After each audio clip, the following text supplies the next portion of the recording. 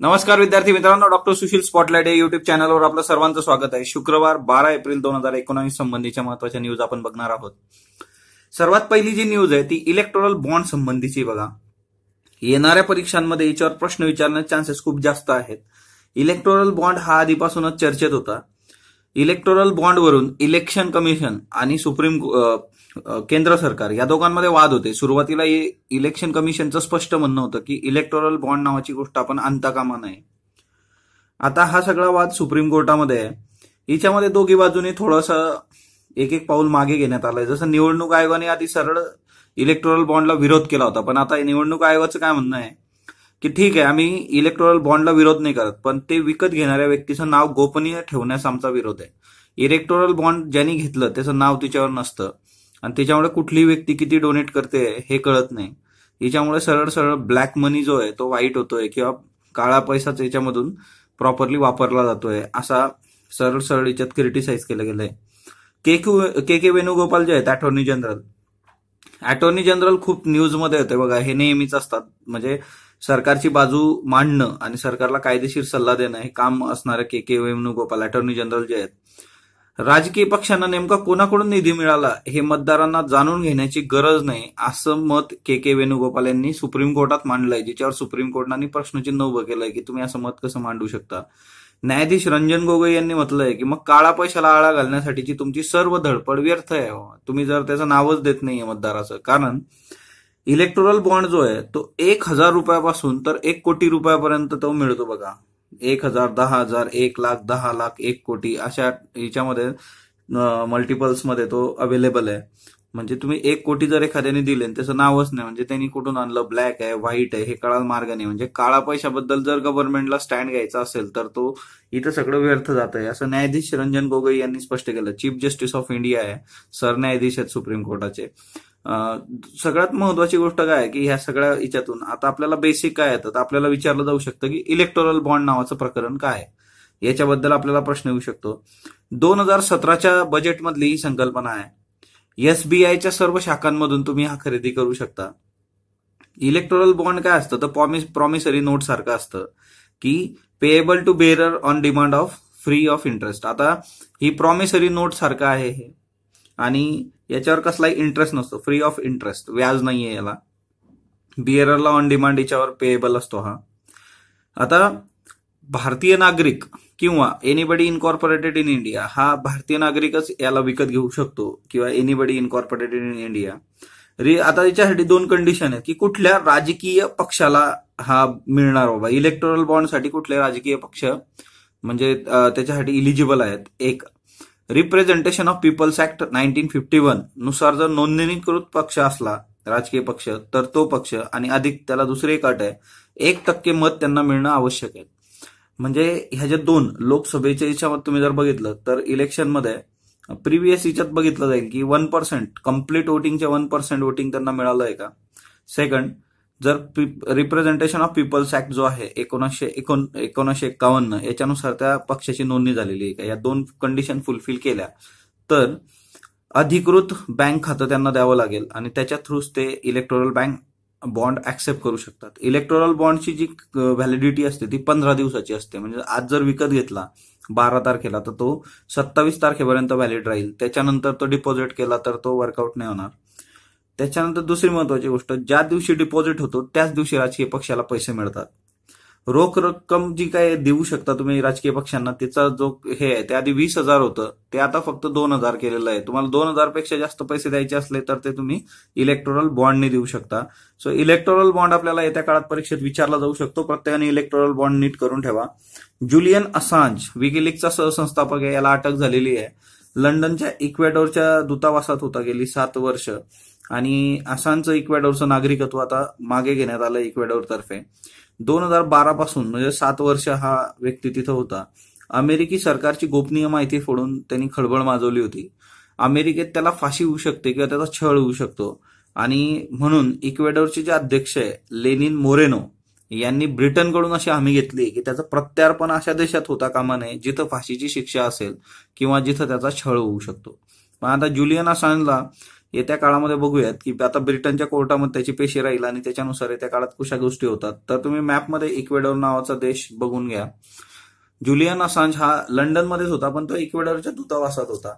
दूतावासात तुम्ही कुणावरही हे करू शकत नाही कारवाई. त्याचं रिझन असं असतं की तुम्ही जर एखाद्याच्या दूतावासात कारवाईला गेलात तर तो त्या देशावर आक्रमण असं समजलं जातं. मुंबई पुणेमध्ये बालकांचं दम्याचं प्रमाण वाढलेलं आहे. याचं लॅन्डसेटचा अहवाल आहे की धोकादायक हवा, पॉल्युशन जे आहे त्याच्यामुळं लहान बालकांमध्ये दम्याचं प्रमाण वाढलं आहे. हवेतील नायट्रोजन डायऑक्साईडचं प्रमाण धोकादायक आहे आणि त्याच्यामुळे बालदमा होतो. नायट्रोजन डायऑक्साईड लक्षात ठेवा. लिमा, पेरू नावाचं जे काही देश आहे दक्षिण अमेरिकेत तुम्ही जर गेलात तर बिलकुल कॉर्नरला वेस्ट साईडला तो कोस्टला जो आहे तो पेरू नावाचा देश आहे. त्याच्या लिमा नावाचं शहर आहे बघा. जगभरात सर्वात जास्त बालदम्याचे रुग्ण हे लिमा नावाच्या शहरामध्ये आहे, पेरू देशामध्ये. शांघाय चीनमध्ये पण दरवर्षी 1,00,000 बालकांमागे 600हून अधिक बालदम्याच्या रुग्णांची भर पडते. तो शांघाय पण याच्यामध्ये आहे चर्चेमध्ये. मुंबई पुणे पण आलंय बघा. विदर्भाचा विचार जर केला तर 62% मतदान झालेलं आहे. आता असे प्रश्न विचारले जात नाहीत बघा. हे विदर्भ मग काही दिवसांनी ते टप्प्याटप्प्याने येईल, बट जस्ट आपल्याला माहितीसाठी आपण घेतलं. बेंजामिन नेत्यानाहू हे काठावर पास म्हणजे जवळपास ते आता परत सत्तेच्या बोल्यावर चढणार आहे, हे फिक्स झालेलं आहे. नेत्यानाहूंचा पक्ष जो आहे त्याचं नाव आहे लिकुड पक्ष, हे लक्षात ठेवायचं बघा. त्याला 35 जागा मिळालेल्या आहेत आणि त्यांचे जे प्रतिस्पर्धी आहे बेनी गान्स यांचा जो पक्ष आहे तो ब्ल्यू अँड व्हाईट पक्ष आहे. ब्ल्यू अँड व्हाईट, निळा आणि पांढरा पक्ष. त्याला पण 35 जागा मिळाल्या आहेत. पण बेंजामिन नेत्यानाहू अजून मतमोजणी चालू आहे बघा. हा काय फायनल आकडा नाहीये. आणि बेंजामिन नेत्यानाहू यांना बाकी पक्षांचीही साथ मिळणार आहे. त्याच्यामुळे ते सहजासहजी तिथं बहुमत स्पष्ट करतील आणि ते येतील.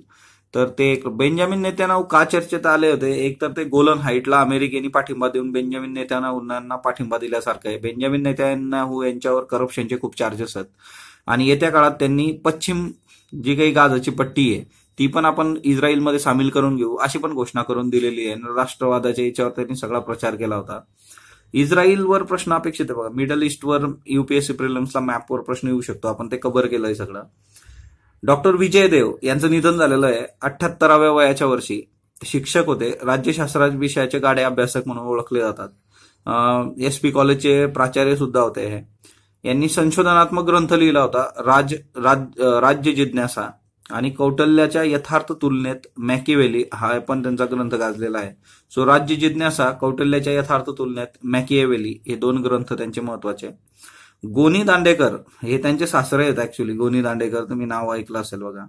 यांनी दुर्ग भ्रमण चळवळीला खूप रुजवलं होतं आणि त्याला व्यापक रूप देण्यासाठी गोनीदा दुर्गप्रेमी मंडळ हे डॉक्टर विजय देव यांनी साकारलेलं होतं, स्थापना केली होती त्याची. संयुक्त राष्ट्राचा एक अहवाल आहे बघा लोकसंख्या वाढीच्या दरासंबंधी. लोकसंख्या वाढीचा वार्षिक दर भारताचा जो आहे 2010 ते 2019 1.2% आहे आणि चीनच्या बाबतीत तो 0.5% आहे. 2010 ते 2019 मधलं हे आहे. म्हणजे चीनपेक्षा भारताचा दुपटीपेक्षा पण जास्त आहे. 2019 भारताची लोकसंख्या 1.36 अब्ज दिलेली आहे. तर लोकसंख्या वाढीचा दर एक लक्षात ठेवा. त्याच्यानंतर पाकिस्तानच्या वैमानिकांना राफेलचं प्रशिक्षण नाही आहे. फ्रेंच राजदूतांनी हे क्लिअर केलेलं आहे बघा. राफेल कतारने सुद्धा विकत घेतले आहेत. कतार पण तुम्ही मॅपमध्ये बघा. कतार हवाई दलाने 2015 मध्ये फ्रान्स बरोबर करार केला होता. नंतर त्यांनी राफेल घेतलेलं आहे फ्रान्सकडून आणि नोव्हेंबर 2017 मध्ये कतारला राफेल दिल्यानंतर पाकिस्तानच्या वैमानिकांना ही विमाने चालवण्याचं परीक्षण देण्यात आलं असे न्यूज आल्या होत्या. तर हे वृत्त कम्प्लिटली चुकीचं आहे असं फ्रेंच राजदूतांनी हे क्लिअर केलेलं आहे. एनरॉनचं भ्रष्टाचार प्रकरण जे काय होतं, एनरॉन प्रकरण खूप गाजलं होतं बघा. तर एनरॉनचं भ्रष्टाचार प्रकरण सुप्रीम कोर्टाने त्याचं चौकशी आयोगाचं कामकाज थांबवलेलं आहे. कारण 25 वर्षाहून अधिक विलंब झाला तरी याच्यातून आउटपुट काही येत नाही. त्याच्यामुळे सुप्रीम कोर्ट म्हटलं की याच्यातून खूप काही उपयुक्त गोष्टी हाती लागणार नाहीये. 1993 सालचं हे प्रकरण आहे. याच्या आधी गोडबोले समिती होती बघा. गोडबोले समितीने याचा सविस्तर उहापोह केला होता आणि त्यांच्या शिफारसीमुळे SP कुर्डीकर हे अध्यक्ष म्हणून न्यायिक चौकशी आयोग स्थापन करण्यात आला होता 2001 मध्ये. म्हणजे बघा 93 मधलं प्रकरण, न्यायिक चौकशी आयोग 2001 मध्ये. ऑलरेडी 8 वर्षानंतर आयोग आला. 1993 मध्ये MACBचं जे काय असतं MACB त्याच्याबरोबर एनरॉन US मधली कंपनी होती आणि दाभोळ पॉवर कॉर्पोरेशन ही त्याची सहयोगी कंपनी यांनी $3 अब्ज प्रचंड ऊर्जा प्रकल्प दाभोळमध्ये उभा केला होता. आणि त्याच्या संबंधित जे काही भ्रष्टाचार झाला आणि त्या सगळ्या गोष्टी होत्या त्याच्यावरची ही चौकशी होती. 25 वर्ष झालेत तरी आपण त्या अंतिम टप्प्यापर्यंत पोहोचू शकलो नाही, हे दुर्दैव आहे आपलं. त्याच्यानंतर केटी बोमन, आपण बघितलं की कृष्णविवराचा आपण फोटो बघितला बघा, M87 या आकाशगंगेमधील कृष्णविवर. कुठलं कृष्णविवर होतं ते तुम्ही कमेंट बॉक्समध्ये सांगणार आहात, मी तुम्हाला आपण न्यूज बघितलेली बघा. केटी बोमन यांच्या 29 वर्षीय महिला शास्त्रज्ञ आहेत आणि यांनी अल्गोरिदम जे तयार केलं होतं त्याच्यामुळे हे शक्य झालेलं आहे. MIT जे आहे त्याचे विद्यार्थी असताना 2016 मध्ये त्यांनी अल्गोरिदम तयार केला होता. MIT US मधला आहे, आपल्याकडचं MIT. तर केटी बोमन यांनी हा अल्गोरिदम तयार केला होता आणि हा अल्गोरिदम चफलकपणे आता कामात आला आणि तो वापरला गेला आणि त्याच्यामुळे केटी बोमन हे नाव आपल्यासाठी महत्वाचं आहे, कारण हे आजपर्यंत शक्य झालं नव्हतं की कृष्णविवराचा फोटो घेणे वगैरे. ब्रेक्सटेन्शन नावाचा शब्द समोर आलेला आहे बघा, ब्रेक्सटेन्शन. आता आहे ब्रेक्झिटसाठी 31 ऑक्टोबर पर्यंतची मुदत दिली आहे. ब्रेक्झिटची मुदत वाढत चालली आहे. ब्रेक्झिट काय प्रकरण आहे मी तुम्हाला सिंपल याच्यात सांगतो. ब्रेक्झिट म्हणजे काय, ब्रिटनला युरोपियन युनियन मधून बाहेर पडायचं आहे, ते झालंय फिक्स आता की बाहेरच पडायचंय. पण बाहेर पडत असताना काही वाटाघाटी करायची आहे की ब्रिटनला नेमक्या याच्या पुढे कशा पद्धतीने सवलती असतील आणि याच्यासाठी जास्तीत जास्त ब्रिटनला सवलती मिळावं असं तिथं प्रयत्न चालू आहेत. पण तिच्यामधून जो मधला मार्ग काढला जातोय त्याला विरोधी पक्ष जे आहेत ते विरोध करतायत आणि त्याच्यामुळे थेरेसा मे ह्या ज्या आहेत त्यांना हे थोडं जड जात आहे की ब्रेक्झिट प्रोसेस फायनलाइज करण्यासाठी. तर ब्रेक्झिट एकदम सिंपल आहे, म्हणजे साधी गोष्ट आहे. घरातून एखाद्याच्या जॉईंट फॅमिलीमधून एखादा मुलगा बाहेर पडतोय तर तो त्यावेळेस वाटाघाटी करून बाहेर पडतो की बाबा एवढी जमीन आहे, मला एवढी एवढी जमीन द्या, हे द्या, ते द्या. तर तिच्यावरूनच वाद चालू आहे आणि ते फायनलाइज होत नाही, तेच म्हणजे ब्रेक्झिट आहे. ओके, आणि याच्यासाठी खूपच वेळ जातोय. आता दरवेळेस ही मुदत वाढवली जाते. ब्रेक्सटेन्शन्स असं या प्रक्रियेला दिलेलं नाव आहे. युरोपियन युनियनचं मुख्यालय जे आहे ब्रुसेल्समध्ये, तिथं 28 देशांच्या बैठकीत हा निर्णय घेण्यात आला की 31 ऑक्टोबर पर्यंत परत यांना मुदत द्यावी. तर आतापर्यंत आपण वेगवेगळे राज्य बघत आहोत बघा. आता आपण महाराष्ट्र बघूयात, हा ना. महाराष्ट्रात बाकी होता आपला, अख्खं जग बघून झालं आपलं, बऱ्याच गोष्टी आहेत. महाराष्ट्राच्या बाबतीत आपल्याला काय विचारलं जाऊ शकतं, तर महाराष्ट्राच्या बाबतीत विचारल्या जाणाऱ्या गोष्टींमध्ये सगळ्यात महत्वाच्या गोष्टी म्हणजे काय, पर्वतरांगा विचारल्या जातात बघा. वरती मध्य प्रदेश आहे, हा इकडे अरेबियन सी आहे सगळा, हा जो आहे अरेबियन सी आहे. त्याच्यानंतर हा खाली कर्नाटक आहे बघा. तर ह्या सगळ्या ह्याच्यात हा तेलंगणा इकडं. तर ही जी आहे महाराष्ट्र आणि मध्य प्रदेश, तर हे गाविलगड रेंज आहे, गाविलगड पर्वतरांगा. सो गाविलगड. त्याच्यानंतर इथं सातमाला आहे बघा, सातमालाच्या बाजूला हे मालेगाव आहे बघा, इथं मालेगाव के शोले, है ना, मॉलिवूड, सातमाला. त्याच्यानंतर अजंता माउंटन रेंज आहे. अजंता माउंटन रेंज म्हटले की वरती अजंता, इकडे कोपऱ्यावर एलोरा आहे बघा, वेस्ट साईडला हे नॉर्थला अजंता आहे. अजंता हे बुद्धिस्ट जे काही सगळं पेंटिंग्स आणि ते रिलिजियस ऍस्पेक्ट्स आहे त्याच्यासाठी महत्वाचं आहे. एलोरामध्ये तुम्हाला तिन्ही रिलिजन मिळतात, म्हणजे जैनिझम, बुद्धिझम आणि हिंदुइझम, अशा तिघी गोष्टी तुम्ही एलोरामध्ये बघू शकता. म्हणजे 4th to 10th century AD मध्ये एलोरा तयार करण्यात आलं होतं.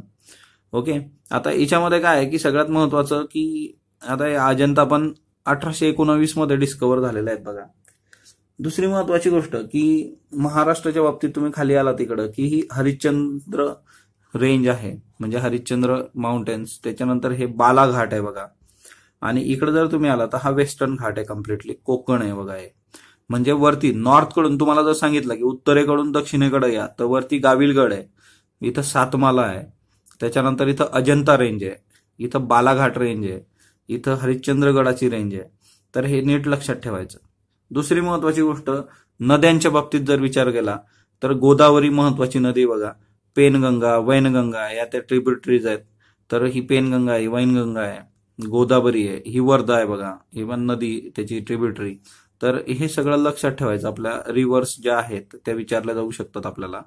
त्याच्यानंतर दुसरी महत्वाची गोष्ट जी आहे की अदर दॅन गोदावरी, इकडं खाली तुम्ही आलात तर इथं तुम्हाला हे मिळेल, भीमा नदी मिळेल बघा. ओके, कृष्णा आणि त्या सगळ्याशी रिलेटेड भीमा नदी आहे. त्याच्यानंतर दुसरं महत्वाचं की कळसुबाई शिखर बघा, सगळ्यात उंच महाराष्ट्रातलं 1646 मीटर याची हाईट आहे कळसुबाई. कळसुबाईच्या इथं आर्थूर हिल लेक पण तुम्ही बघू शकता, आर्थूर हिल लेक इथं आहे. त्यानंतर तापी आणि नर्मदा ह्या दोन महत्वाच्या नद्या, नर्मदा बघा ही इकडे आहे आणि ही तापी नदी आहे. या वेस्ट फ्लोईंग रिव्हर्स आहेत, या अरेबियन सीला जाऊन मिळतात, रिफ्ट व्हॅलीमध्ये वाहणाऱ्या नद्या, तर ते एक लक्षात ठेवायचं. त्याच्यानंतर नॅशनल पार्कचा जर विचार केला तर चंदोली नावाचं नॅशनल पार्क आहे. चंदोली कुठं आहे तर हा सगळा कोल्हापूर, सांगली खालचा जो भाग आहे, कोल्हापूर, सांगली, सातारा हे जे आहे हा सगळा इथं चंदोली नॅशनल पार्क तुम्हाला मिळतं. दुसरं महत्वाचं म्हणजे की गुगामल नॅशनल पार्क जे आहे ते अमरावतीच्या जवळ आहे बघा, गुगामल नॅशनल पार्क अमरावती. त्याच्यानंतर नवेगाव म्हणून जे आहे ते भंडारा आणि गोंदिया हा जो रिजन आहे, इथं नवेगाव नॅशनल पार्क तुम्हाला बघू शकता तुम्ही. नागपूरमध्ये पेंच नॅशनल पार्क तुम्ही बघू शकता. त्याच्यानंतर हे सगळे नॅशनल पार्क आहेत बघा. त्याच्यानंतर जे आहे तर ते म्हणजे टायगर रिझर्व्ह.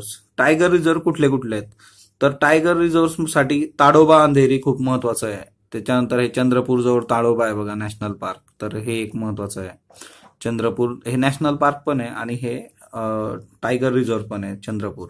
त्याच्यानंतर पेंच आहे बघा नागपूरला आपण बघितलं. त्याच्यानंतर सह्याद्रीची रेंज जी आहे ती सगळी सह्याद्रीच्या याच्यामध्ये. त्याच्यानंतर नवेगाव नागझिरा म्हणून जे भंडारा गोंदिया आहे ते एक हे आहे, बोर आहे आणि मेळघाट आहे. तर हा सगळा जो विदर्भाचा रिजन आहे बघा, तर विदर्भाच्या रिजनमध्ये मोठ्या प्रमाणावर याला म्हटलं जातं की नागपूरला ना टायगर कॅपिटल ऑफ इंडिया. तर एकूण 6 टायगर रिझर्व्ह आहेत.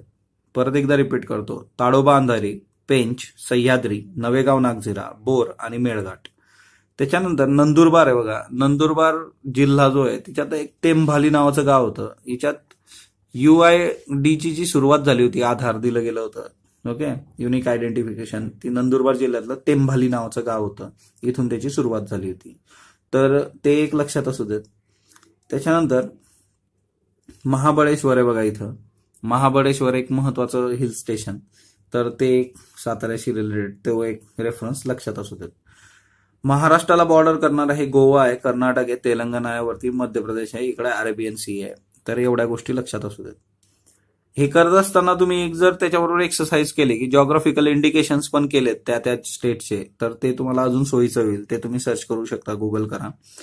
सो स्पॉटलाइटला तुम्ही जो प्रतिसाद देता त्याबद्दल मी आपला आभारी आहे. स्पॉटलाइटला लाईक करा, शेअर करा, सबस्क्राईब करा. जर तुमचे सजेशन असले तर कमेंट बॉक्स नोंदवा. धन्यवाद विद्यार्थी मित्र.